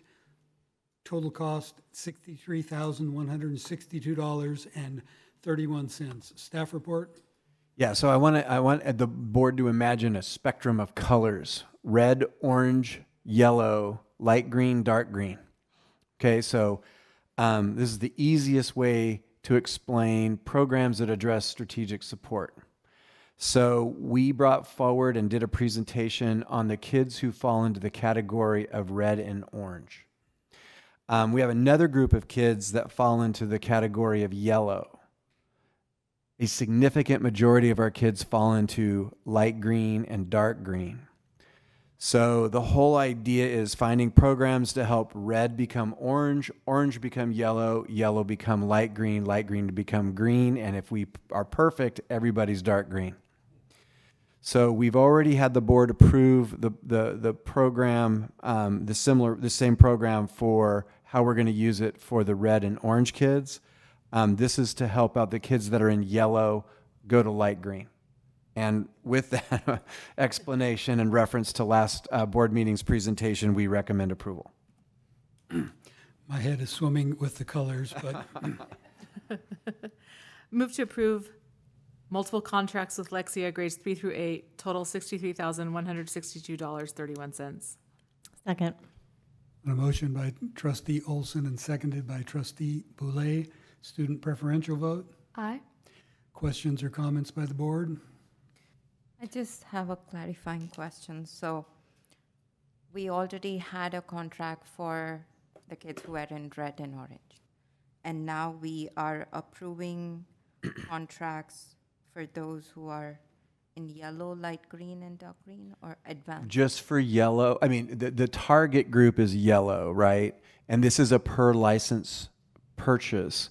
So what we're doing is expanding the number of licenses we have with a target audience, having already covered the license need of red and orange students. This is going to cover the kids whose data falls in the yellow band. So red, yellow, and orange will be covered, those Correct. students. With the licenses. And we are hoping to see that through this program for the yellow category of students, we will soon see them in the light green. Correct. I have oversimplified the explanation because we have lots of programs, but the idea is as simple as that is. We have a group of kids who data say they fall in a particular category. This tool during strategic support time during their English language arts block will be utilized, and the students will be practicing at their level, which helps them grow to the next level. Okay, thank you. Is it like red is a couple grade levels below, or like an orange is like one below, kind of like? Correct. Okay. Yes. So a follow-up question. Why did we not think about the kids in the yellow category when we started thinking about the red and the orange? So our focus was not just buying the licenses, but teaching all the teachers how to use the program. Okay. The program came out and is working well. Okay. And we've already pivoted to the second phase of Lexia, which is Lexia with strategic support, and that training's going out. So our tortoise wins the race strategy is load the wagon, but only one wagon at a time. Did it prudently.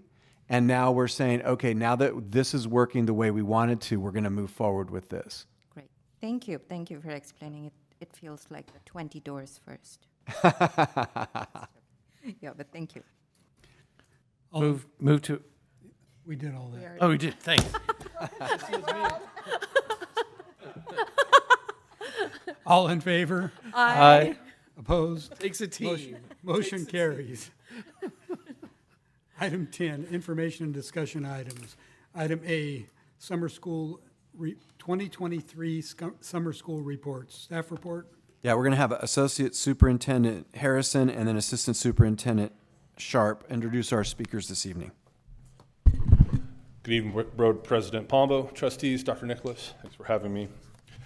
So tonight I have the honor of introducing our K-7 and Mountain House High School summer school administrative staff. This last school year we had Kim Clegg and Nicole Young, who can join me right here, cover our K-7 summer school program, which served 256 students approximately, plus or minus one or two. This is a voluntary activity that administrators take on during the summer. They get paid. Kim and Nicole split the summer school. They split it in half. One did the beginning, one did the end part, so that worked out well for them. Also tonight, Ben Faubert is here. He was the high school summer school principal.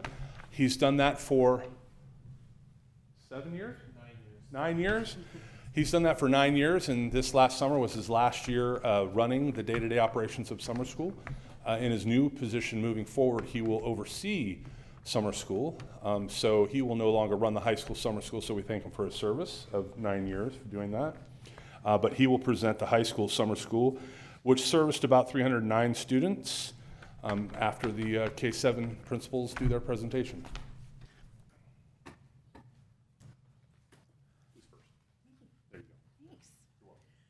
Good evening, President Pombo, trustees, and Dr. Nicholas. Thank you for having us tonight. Mrs. Clegg and myself were fortunate enough to serve as principals for summer school from June 6th to June 30th this summer. We had a fantastic staff, from our office supervisor to the teachers that taught K-7, in addition to our teachers that ran our extended school year program, and we were also fortunate enough to have a reading support teacher, Ms. Rodriguez. We initially sent out 547 invitations to families for students that were identified by the different school site principals. Of those families, 312 indicated that they were interested in summer school. As of June 5th, the day right before summer school started, we had 256 students enrolled. Day one of summer school, 221 of those students were in attendance, and on the final day of summer school, we had 166 students in attendance.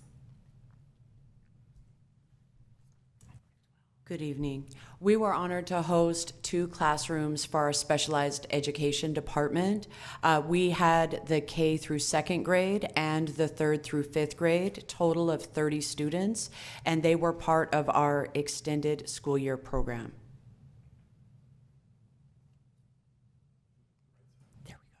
The Specialized Education Extended School Year, also known as ESY programs, are designed to prevent regression in students with disabilities who have individualized education programs, also known as IEPs. Pardon me. To qualify for ESY services, students must meet specific criteria outlined in their IEPs, and this criteria typically includes 2 main factors: the rate of recoupment and the presence of a disability that may result in regression if programming interruptions occur.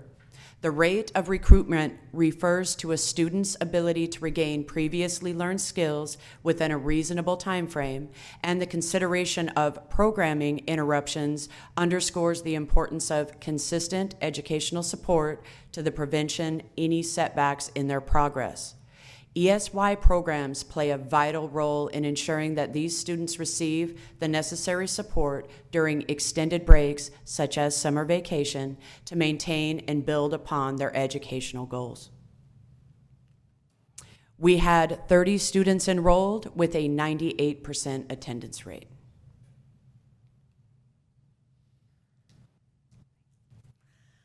We were fortunate enough to have 2 teachers for each grade level, with the exception of 5th grade. We opted to have a push-in small group teacher that serviced 5th, 6th, and 7th grades, as our 5th grade teacher was a veteran summer school teacher. The curriculum that we use is curriculum that we currently use as our intervention materials during the regular school year. So we had FMI, or Focused Math Intervention, the Focused Reading Intervention, Be a Reading Star, Spire, and the Startup and Build Up boxes for phonics.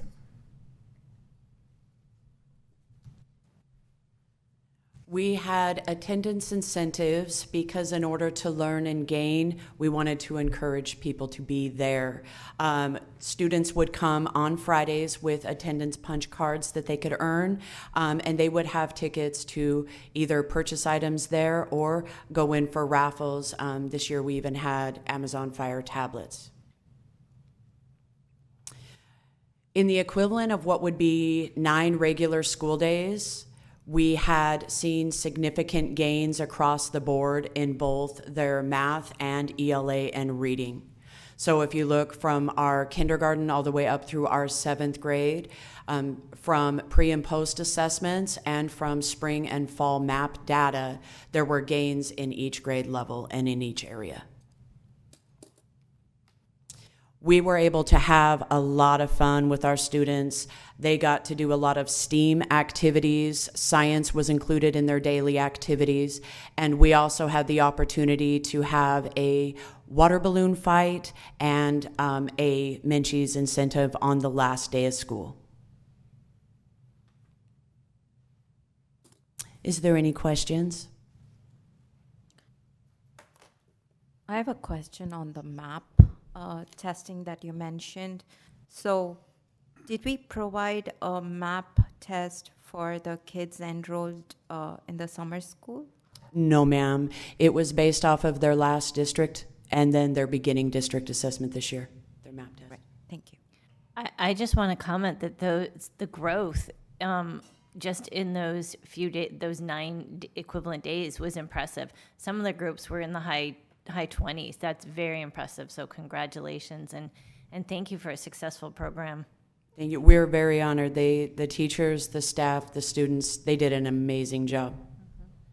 And I just wanted to say that I was going to say the same thing as Trustee Boulay, that that growth was impressive. And I think that was, that was the purpose, the goal of summer school, and it's clearly meeting that intended purpose. And thank you for giving a large chunk of your summer to benefit the students in our district. I wanted to dogpile, if I may. Thank you and all of the teachers and staff that do summer school, because it's so necessary for the kids that will suffer what I call learning loss. You guys have a technical word for it and all of that, and also to help catch up. I know this from my son Chase, that had to go to summer school 3 years in a row, was recommended to be held back in 2nd grade, I think. And it was and I'm coming to my point, which is the only thing that made it bearable for him was that it was also fun. Because there's a structural component, the necessary component, but the fact that you make it fun makes it something that they want to go do, even though they need to go do it. I can't thank you enough for doing that, and the team enough for doing that, because it's so necessary. But who wants, kids, they would much rather be playing over the summer. So making it fun, as well as helping them do what they need to do in order to be successful, is key. So thank you very much. Thank you. Thank you. Thank you,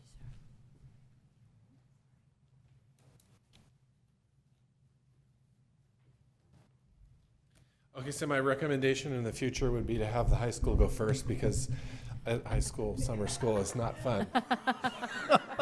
And the kids there don't want to have fun, and they don't want to be there. So mine is not as fun of a presentation, but let's go. Here we go. Well, come on, Ben, make it fun. They had fun because they were with me, right? Okay, so we had 13 teachers, a secretary, 1 administrator, myself. This year, we did have a full-time counselor for summer school, which was extremely helpful. This year, we had 143 peer tutors, and we did a very structured schedule for those tutors to come every day. We had a huge group of tutors who would be on campus each school day. They weren't there, all 143 weren't there every day. That would be too many. But we were able to assign at least 3 peer tutors to every single classroom every single day during summer school, which was really beneficial for our students. It was 6 weeks long and 4 days most of those weeks. Different than the elementary school, high school summer school is solely for credit recovery and college eligibility. So if a student receives a D grade in any class, it is not eligible for 4-year college eligibility in the state of California. So they can retake it and recover those credits with a better grade. And if they failed the class completely, they didn't get credits at all, which means they're deficient for graduation. So if a student had a D or an F, they're eligible to enroll. Students have the opportunity typically over a summer school to make up to 10 credits more if they work more quickly than that. And the model for summer school is they get assigned a summer homeroom teacher to track progress and communicate with parents. So that summer school typically students will have 2 different semesters that they're working on at the same time. We paired those students with at least one of those classes, the subject-specific teachers. So for example, if they have a semester of English and a semester of math, we'll pair them with an English teacher, but that teacher is monitoring progress in both of the classes. But then they have access to peer tutors and the other teachers on campus if they get stuck in their online courses. So lots of communication happens from those homeroom teachers. There's a virtual orientation meeting that they're required to watch and a quiz that they take at the end so that we're sure they watched it. And then the homeroom teacher does daily email updates with every single student and parent to inform them of progress, both how far they are in the class and what their grade is that day, weekly follow-up with counselor support, administrative follow-up, and there are logs of every single time a parent and student is contacted. We use our Imagine Edgenuity, which is our online curriculum that's UC approved to recover those credits. We also had 1 classroom for special education for 6th through 12th grade students, and we had 11 students enrolled. I'm not going to bore you with rereading this, but essentially the special education course that we offer is students who, through their IEP, have been identified to participate in special education services due to the fact that if they did not have it, they could regress. And we don't want that to happen, and so those students were included in on that. So a couple of improvements that we made from the last year. We had more emphasis on the use of GoGuardian this year for Chromebooks for all students where they were at school so that we can minimize cheating. Teachers this year were required to send a daily communication as opposed to just saying regular communication, which helped with a lot of the progress of students in their classes. Increased peer tutoring with a coordinated work schedule for those peer tutors, and an inclusion of that summer school counselor who provided improved enrollment procedures, communication with students and parents regarding the courses that they had to take for credit recovery. So summer school, the way that students are invited is in the spring. Our counselors go through and they literally look through every single student at our school. They do an analysis of their transcript and they send a letter home that says, you need to come to summer school. And then this year we decided to have an opt-out. We basically said, you're coming to summer school and we're gonna put you on the list unless you opt out. So by the end of the summer, 309 students were enrolled. By the beginning of the summer, 309 were enrolled in 517 semesters of credit. By the end of the summer, 123 students earned at least 1 semester of credit, which leads to a 40% of students enrolled recapturing credit. We also have the Math 1 Acceleration Program. So as you know, during the regular school year, we have a Math Acceleration Program that starts in the 6th grade.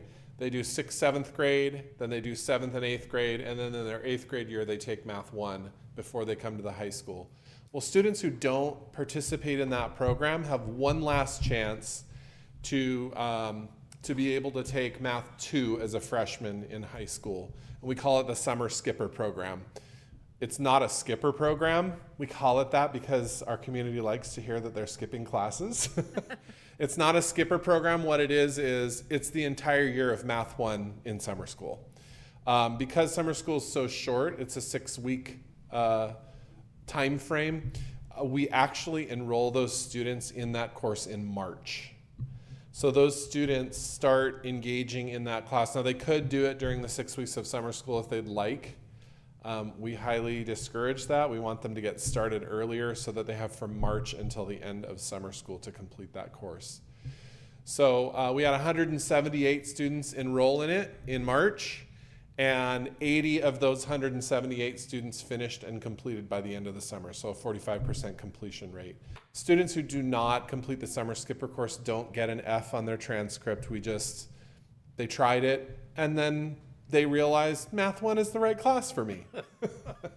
So we also advise students that if they receive anything lower than a B, that they take the Math 1 course at the high school. The majority of those students do that. There might be, I think there maybe was one student who said they would take the C and go into Math 2. And then we do track those students who have completed the course through their Math 2 course. And historically, those students have done well, and they typically, about 90% of them move on to Math 2 honors as opposed to the regular Math 2 course. So our Edgenuity course is actually very robust. It teaches them a lot. Again, it's the full year course. It's not a pared down summer school version. It is the full year of Math 1 from March until July. We also have a summer bridge program for incoming 9th graders. We identify students who are typically underperforming students to come to our summer bridge program. 41 students were enrolled initially, and 20 students attended for the duration of summer school. So by the end of summer school, we still had 20 attending. They split into 2 groups. The curriculum we used is similar to the K-8 curriculum, focused math intervention, FMI, FRI. And then we do a lot of counselor-led orientation. So we take them on a field trip. This year, I think they went to the Ghirardelli ice cream shop to have, that was fun. Did something fun, right? Just some other fun things. Our counselor actually goes in and talks to them about what is a transcript, because the difference between middle school and high school, and they learn the game of high school basically. Oh, this is points I have to get. So they make some realizations about what high school is. They get a lot of their questions answered. The counselor takes them on a tour of the whole campus, shows them all the nooks and crannies so they feel like they're confident, they know what the campus looks like. They've made a connection with several adults, myself, the counselor, some other teachers who are on campus. And it's a great opportunity for those students. And we're going to continue with my new position as Director of Ed Services to continue this program and improve it over time. They also went to the Mountain House Library, and our counselor said it was amazing going there, and the resources that they have at the city library are really great for those students as well. So just as I do each year, I like to point out things that we can do better. One is adding a better advisory element to our summer bridge program so that students can learn about the school community, and bring in some of our leadership students over the summer to get them to know some of our students on campus. To do some more targeted training for our summer school teachers to work with students who are completing online classes, and better strategies for them. We had a lot of students who dropped partway through just because they were not making progress that they should have. And then one thing that we would like to take a look at doing in the future, which we know is successful with our online math program during the school year, is to, during summer school, require all students to use the guided notes that are available in Edgenuity so they can be more successful in those courses. Any questions? I have a question about the peer tutors. Are they compensated for that? Do they get community service? Is it just for fun? So students do get community service hours for that. There's actually an online tutor training that we require them to go through. We've adapted some materials from college peer tutoring programs that are well known, and they take about a half an hour training course to talk about how to best work with other students.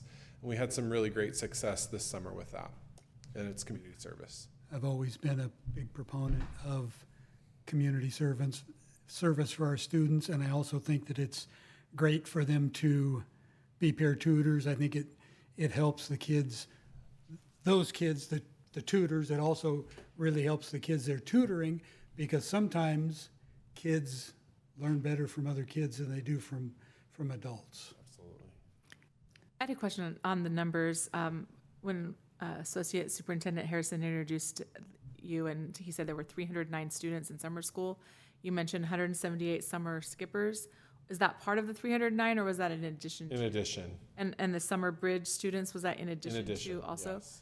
Is there any data on the summer bridge students, like how their MAP scores were from 8th grade, and then what their fall MAP scores were? I have not pulled that information, no, but we can absolutely get that information. I was just curious if it made an impact on them. Yeah. Mm-hmm. Well, I would say thank you to you as the principal and your entire staff for doing that. I know it's giving up time, but it's very necessary, so thank you very much. What are you going to do with your summers now? Oversee all the summer programs. Come on now. What better things do I have to do? Further questions or comments? Thank you.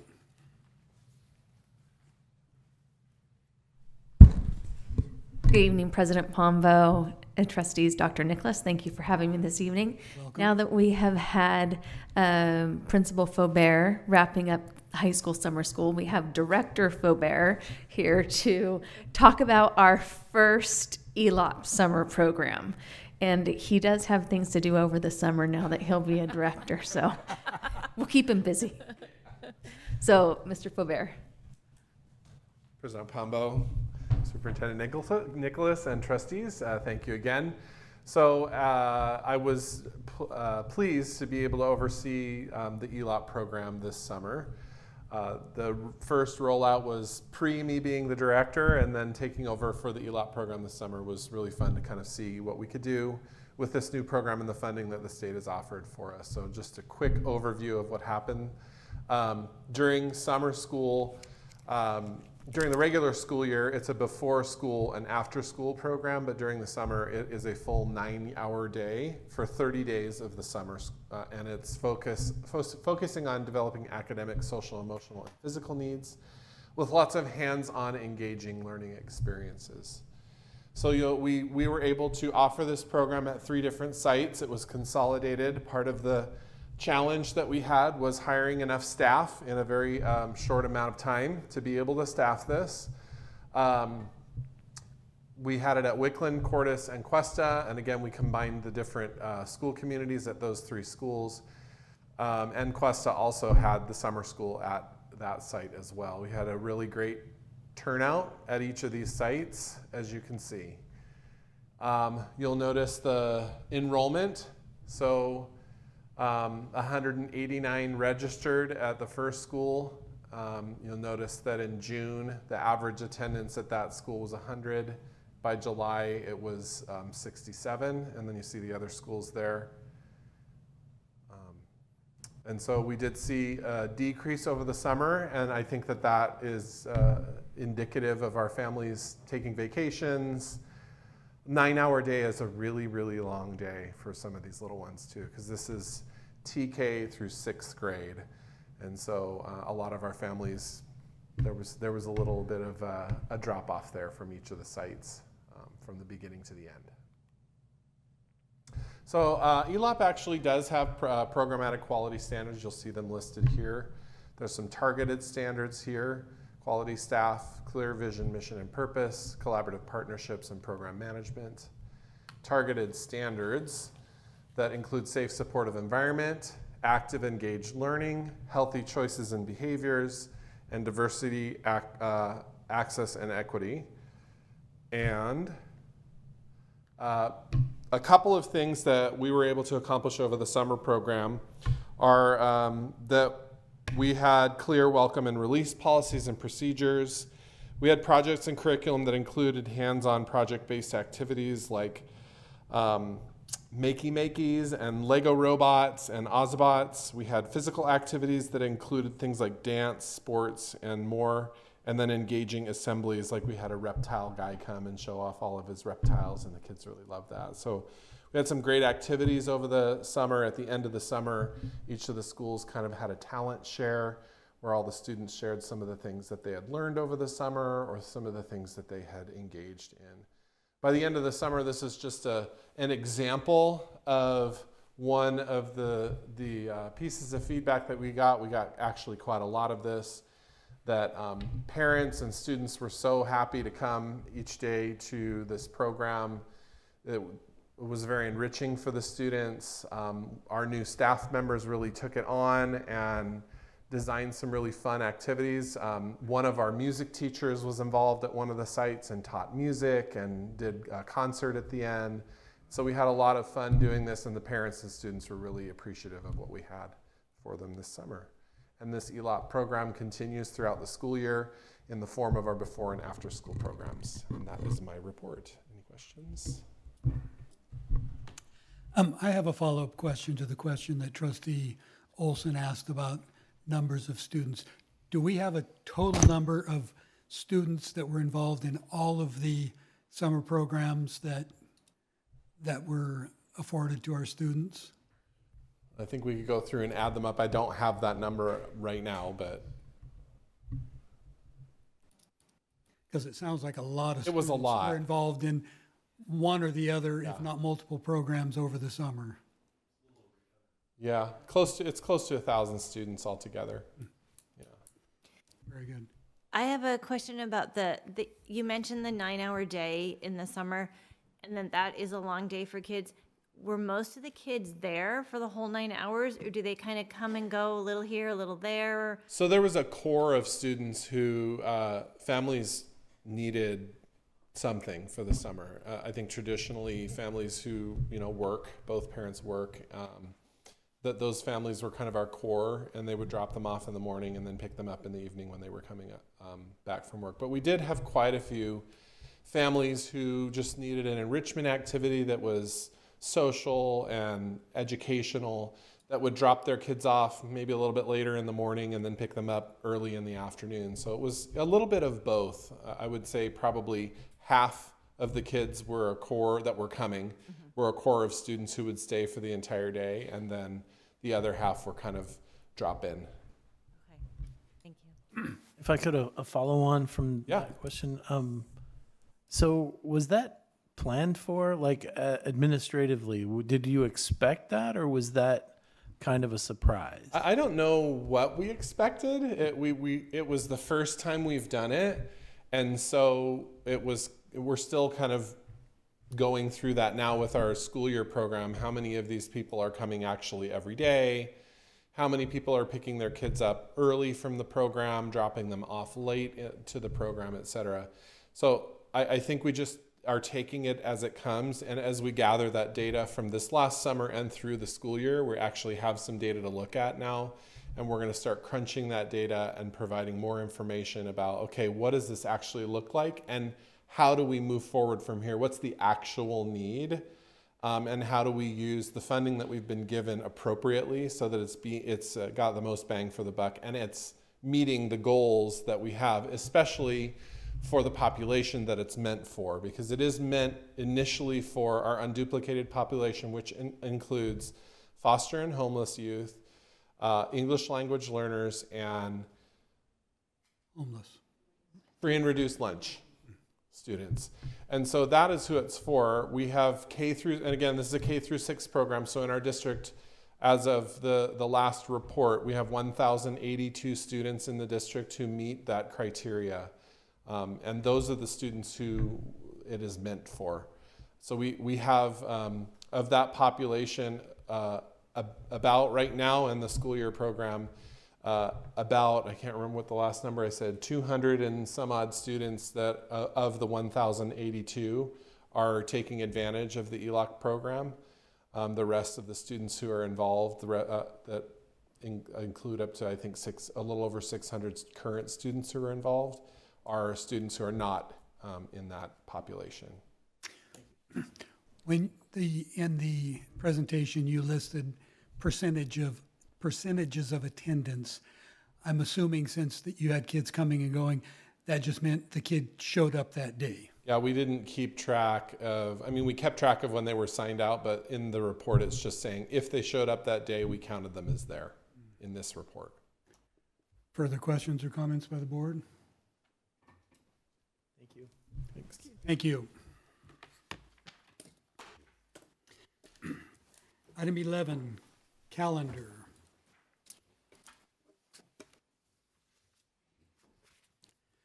Thursday, September 21st, 2023 is the next facilities meetings at 6:30 here in the boardroom. Wednesday, October 11th, 2023 is the next wellness meeting at 3:45 in the Professional Development Center. Tuesday, October 17th is the next regular board meeting at 7 o'clock here in the boardroom. And Tuesday, October 24th is the next education meeting at 6:30 in the Professional Development Center.